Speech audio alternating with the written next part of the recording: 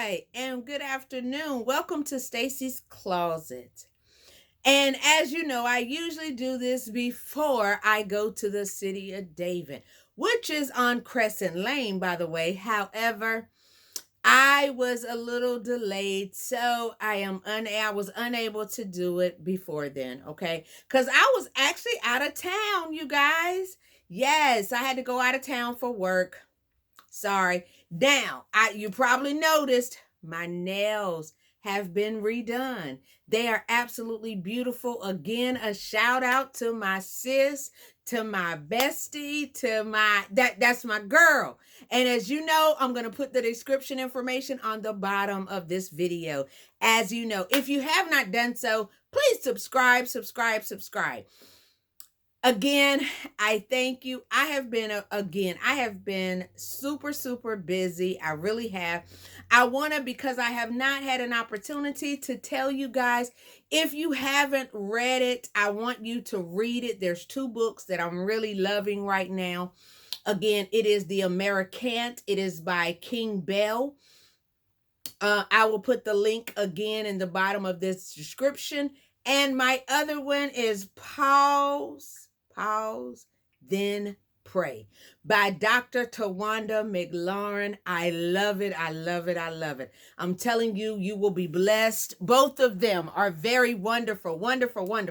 And as you can see, this is straight from Stacy's Closet. Oh, honey, I'm loving this shirt. Oh, I'm loving it. But we're going to take a little travel down. Yes, honey, you see them boots? Work it, girl, work it. Now, I just have on some regular tights, okay? If you know me, you know I love some little leggings. I'm sorry. Them little yoga pants, I love them. They're comfortable. But baby, I did dress them up with this shirt and with these boots. They're fierce. I'll put where you can get both of these in the description again. Now, let's get into it today.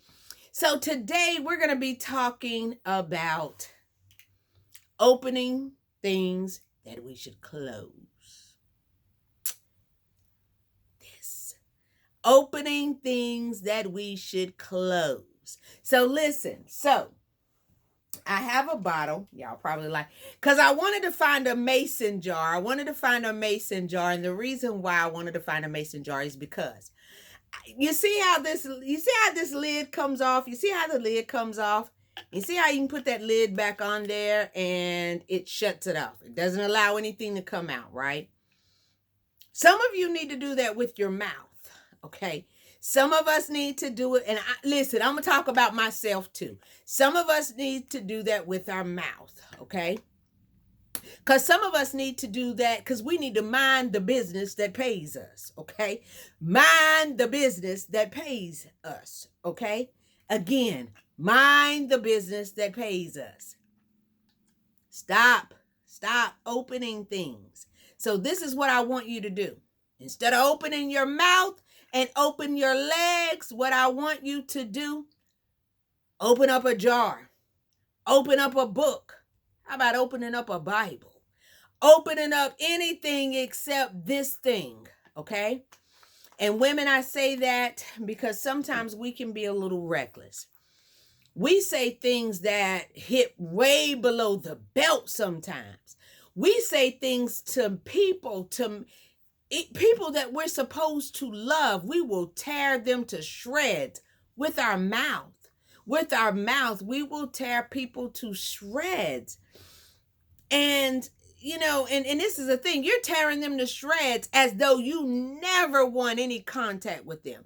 I don't care if it's your child, your sister, your brother, your husband, your coworker, whatever it is. We have a tendency sometimes, people, of tearing them apart. Because I know some men that will literally tear us apart. Like they will tear you apart with their mouth. They don't need a gun. They got a weapon right here. They will tear you to shreds with that mouth. And I'm just saying, we can have an argument, and we go into that argument as though we're in battle, like we're battling. You should not be battling that person that you love. If you love that, you should not be battling them. You battle them people you battle the enemy. Because let me tell you something, I ain't fighting nobody but the devil. I ain't mad at nobody but the devil. I ain't fighting nobody but the devil, okay? Now, don't get it twisted, okay? Because listen, I got some hands, okay? But guess what? Now I use my hands to pray.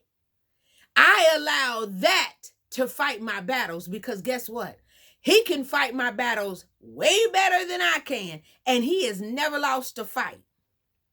Now, I could tell y'all I ain't never lost a fight. I'd be lying because now I remember, I lost, because I lost it. I lost a fight. Be it physically or verbally, I've lost a fight before. But when I pray, I'm praying to somebody who's never lost a battle. Okay, so guess what?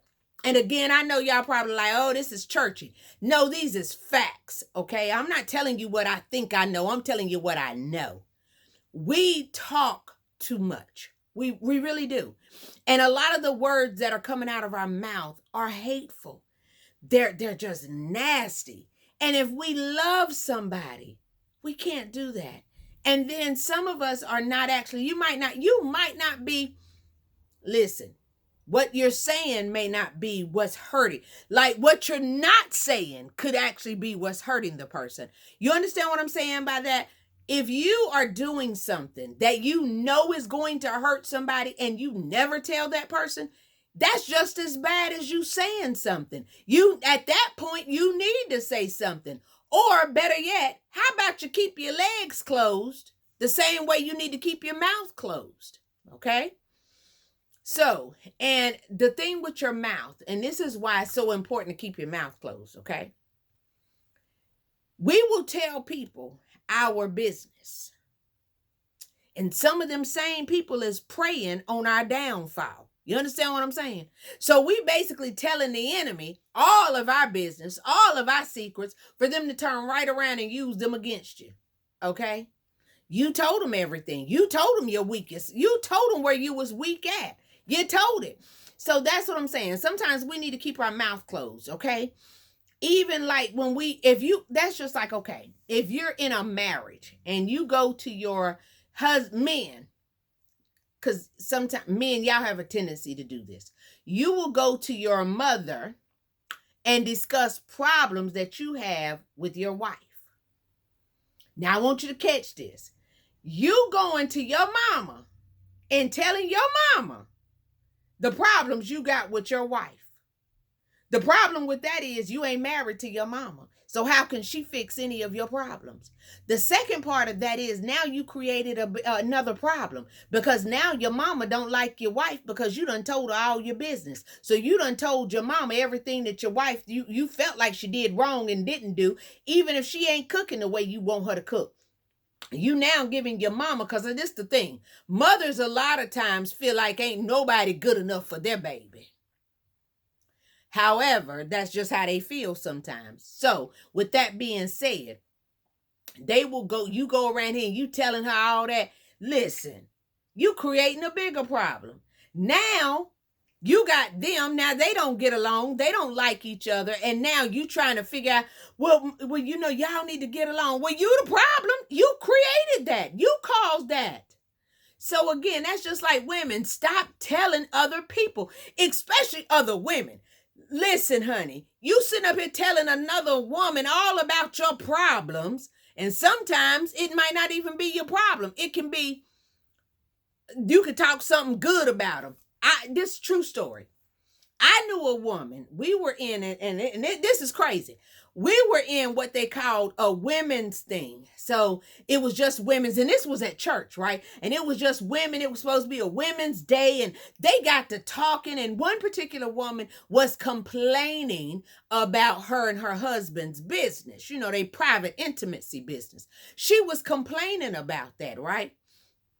And so she was talking about, now I'm sorry if y'all got any children, cover up their ears because I'm about to say something. She was complaining because she was saying that the man was too well endowed. So she was complaining about that. Well, guess what? There was another woman that was listening to this, right? Because we're in a women's group. So there was a woman that was listening, and guess what she said? Oh, that sounds good to me. That's right on my alley. So guess what happened? She started making passes at the other woman's husband. See what I'm saying? Now, the only reason that they didn't actually have an affair was because the husband wouldn't cheat on his wife. However, you see how something so you thought was something just so innocent because you're amongst women and y'all in the church and y'all talking because these supposed to be Christian women. Come on now, the devil everywhere you go. They're everywhere. Women, sometimes we need to keep our mouths closed. Open up a book. Stop opening your mouth, okay? But I'm saying, and I'm telling you that was for real. That was real talk. And they're not married now. But at the time, she was really that other lady was working hard to get her husband because she found out that man was well endowed and she wanted him real bad. So again, sometimes we're talking to people that actually want what we have. That's why we need to shut up. We need to stop telling all your business. Keep your mouth closed. And then this is another thing we do. We see, okay, we might see a friend of ours. We can see, again, true story. I saw my pastor, right? I saw him one day. And he was in the mall and he was at the jewelry store. And I saw him at the jewelry store, and and the first instinct was, oh, I'm gonna go and tell First Lady I seen her husband, right? But then as I walked out the building, God spoke to me and told me to shut up. I need to mind my business. So I said, okay, Do you know that he was actually surprising his wife with an anniversary gift? He was upgrading their wedding ring. So had I went back and run my mouth, I would have messed up her surprise. See how sometimes our mouths can get us in trouble? That's why sometimes we believe we need to stop. This is the thing. You believe half of what you see and half of what you hear because everything you see ain't what it is. I've been accused of actually sleeping with someone because my neighbor saw that person leaving my house. Well, guess what? He was leaving my house because I had messed up my heater. And back in the day, this was back in the day, I don't know if any of y'all are familiar with the gas thing where they have to light the pilot light thing. Well, they had to come in, they had to light the pilot light. Well, the light had went off and I didn't know how to get it on. And so he had stopped by to light the pilot light. That's all he did. He came and lit the pilot light and then he left, right? But it was said that he and I were having an affair. That man was at my house that one time and he was over there probably a maximum of about 15 minutes, just long enough for him to locate the pilot light and to light it and to make sure that it was on. But that's why you believe half of what you see and half of what you hear, because everything we see ain't always what it is. And sometimes you can say, that's just like me and you. We can be having a conversation. I might hear something differently than the way you actually meant it. I'm one of those people, like people get that, oh, your tone. I can tell somebody, oh, thank you so much. And all of a sudden oh, did you hear your tone? And I'm like, well, what did I say? And, and I'm trying to figure out how did I offend someone when in fact they were offended because they said that my tone was off. So again, you believe half of what you see and half of what you hear. And then this is another thing. Some people can be accusing somebody of something just because they don't like that person. Again, that's why we got to keep our mouths closed. You running around here talking about what she said, he said, Billy Bob said. Listen, mind the business that pays you. And the business that pays you is your own business, okay? That's the business that employs you. That's your business. Mind it. Till the ground that you own. Work your ground. Because I guarantee you, if you put more energy into making your relationships work. So if you put more energy into making your relationship, I don't care if it's your sister, your child, your brother, your mama, whatever it is, if you put that energy that you got so much mouth about, stop running your mouth and actually put forth some effort and start. If you do that, if you put that energy towards that relationship, I can guarantee you, you'll make that thing will grow. That's just like plants. I love plants. I have a lot of them. I have a plant at the office.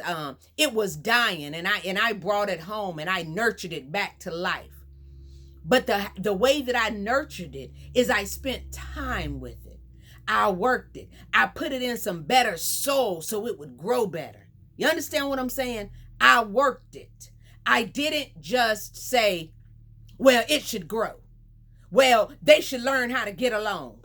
No, if you actually put forth more energy into building and restoring their relationship instead of going up over there telling your mama what she don't do right, I'm telling you, that is something that you can grow. We've got to get to the point to where we grow our relationships. So I'm going to say again, please, please open a book, open up. Some of y'all might need to open up a little perfume. I'm just saying. Look, everybody ain't like me. I love perfume. Some of y'all might need to open that instead of your mouth and instead of your legs. Open that up, okay? Open up a Bible. Open up something. Open up something other than your ratchetness that falls out of your mouth. Because I'm telling you, if you begin to open up a book, guess what'll happen? This right here won't be so volatile. It will not be so filled with anger and hatred. Because guess what? When you pour more into your mind and more into your heart, out of the heart, the mouth speaketh. So I'm telling you, begin to pour something in instead of just always spewing out mess. Now, I want to take this moment to say this. There has been so many people that have lost their lives from COVID. I have lost friends. I have lost friends of friends. I have lost parents of friends. And I want to take the time to tell you guys, I am truly so sorry for your loss. I am. I am sorry for your loss. I am. I want you guys to live beautifully. So I'm going to say to you, go out and live. Life is too short to not be lived. And as you know, if you're here, that means you're here on purpose, which means you have purpose. So I want you to go out and I want you to live in your purposeful life, and I want you to do it beautifully, okay? I need you to go out and live it beautifully, because that is part of the problem. We're not living. I want you to live and live beautifully and purposefully. Now, I'm going to give you a hug and tell you that I love you, and there is nothing you can do about it. And this is Stacy's Closet, and until next time,